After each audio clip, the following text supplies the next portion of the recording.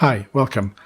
So this episode is going to be about line graphs, and we're going to look at how we can move on from the scatter plots in previous episodes to how we add lines to these and the options for improving on the basic line graphs that Matplotlib will let you see. Here's a couple of line plots. We'll come back to looking at the code in a second, but they're very common. They help establish connectivity through the dataset, so you can clearly see perhaps the pattern in here. And this top dataset is English, the bottom one is Finnish, and you'll see some differences immediately looking at this. For example, I and H. H is much more used in English than they are in Finnish. And also one other one, K, a lot less used in English than in Finnish, so Finnish has got more uses of Ks. So just comparing the structure of a line graph, you can see differences between distributions. And Matplotlib allows us to do that, and I'll just show you how now. So here's some of the setup code that we're going to use. We're going to use the libraries pandas Matplotlib. We'll come back to what this ticker is later. We'll read in the letter frequency from a raw CSV file. So that's for every language, about 15 languages we're looking at, how often each letter appears in a standard collection of text from that language. We've got a variable language literal, and that's set up here to be English. You can set that to any one of the languages in the file. We read those in. As before, we cut out all characters above character 26, which is Z, and that just helps us in these plots and in understanding what's going on. And then we create an index, so we have a plot order and an alpha order, and then we can plot a graph. So here's the code for plotting the scatter plot that we ran last time. If we just plot that, you'll see here, this is for the English alphabet, the frequency of all the letters in the alphabet. We can add a simple line to this, and that will join this up for us. So if we put after the scatterplot call here, a call to plot.plot, this will draw a joined up line and give us our first line graph. There you go. I'll just change this to Finnish, to ends in Finnish. We'll rerun it, we'll rerun the plot, and you'll see we should get that second plot where K is much more used and H is much less used than in the English language. Now, question is, can we see all these letters being plotted? And the answer is probably not so well.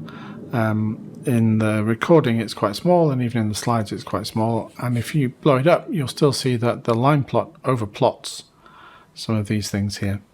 So what we're going to do is ask it to draw the line, but in a sort of faded out way, and I'll show you how now. So we're going to change the line style to this 013. We'll talk about that in a minute. Let's just see what it does. Here's the result of adding this line style in. It's a dotted line. It makes everything a little bit easier to see. You still see the line pattern, but you also can read the letters more easily. Line style 0 means that along the length of the line, starting at point 0 on the line, whichever one it is, start doing a pattern. And here it's saying draw a dot for pattern length of 1 and leave a gap of a pattern length of 3. So these are quite widely spaced dots. And you can play with this and find your own favourite line style. There are also some built-in ones like dashed, which were a quick way to access this. So that's a clearer and better plot. So here perhaps you can see them above each other on the slide. The top part of this slide you're seeing the solid line overwriting the letters. The lower part you're seeing the dashed line, making the letters a bit more readable.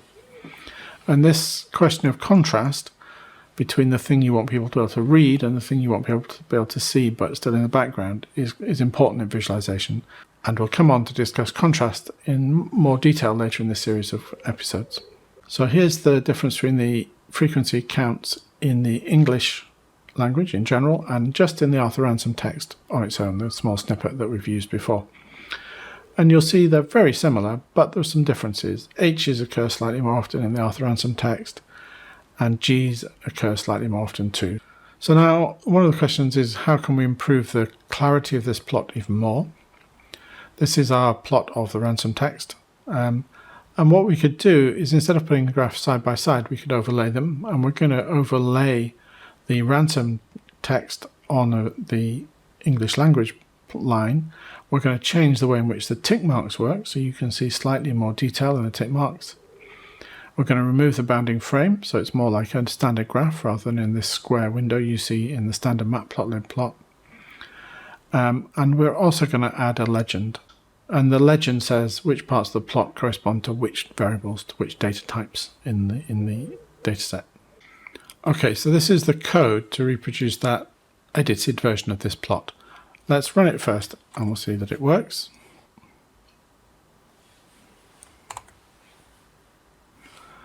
Okay, so here's that plot that we had in the slides. So we've underplotted a line just for the English language. We've changed the plot in a number of ways, and we'll talk through just how we've done each of these things. So we go back up to the code. The standard scatter plot's here. The standard plot of the ransom frequency is here. And we've also chosen to pull out the English language on this line here. So there's a few things going on that are important to note. We're using Z order again to make sure that the plot of the ransom data is at the front. We're setting the English language to be behind, Z order of 5. And we're drawing it in a slightly different color, green, whereas the ransom text in the standard black. We're setting a line width of 1, slightly thinner line width, and an alpha, which is the opacity of 0.3. So the highest alpha of 1 is fully opaque and 0 is fully invisible. We're then setting a tick range. So we're setting ticks on the x-axis, major ticks every two points on the axis.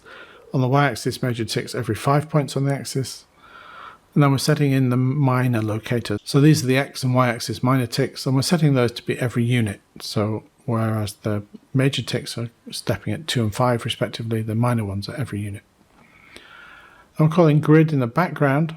This plots the horizontal across from the y-axis grid lines you see. It sets the alpha to very faint, 0.1, and the line width to thin, 0.5. So they only just appear in the plot. As before, we're setting the titles and we're labeling everything with the letters. And the letter Z order is 20, so it comes right to the front. The final piece of this code is here on spines. So this is the axes themselves, and we're setting the top and the right spines to be invisible, and we're just keeping the x and y axis spines, the bottom and left spines, so that we keep those lines there. And finally we add a legend. We just call it ax.legend, and the legend will automatically take the two lines we plotted and give a little plot showing which graphic type is associated with which variable. So okay, so there you go. So that's I would argue a slightly improved plot and showing you a number of the things that you can do in Matplotlib. There are actually literally hundreds of adjustments you can make to graphs.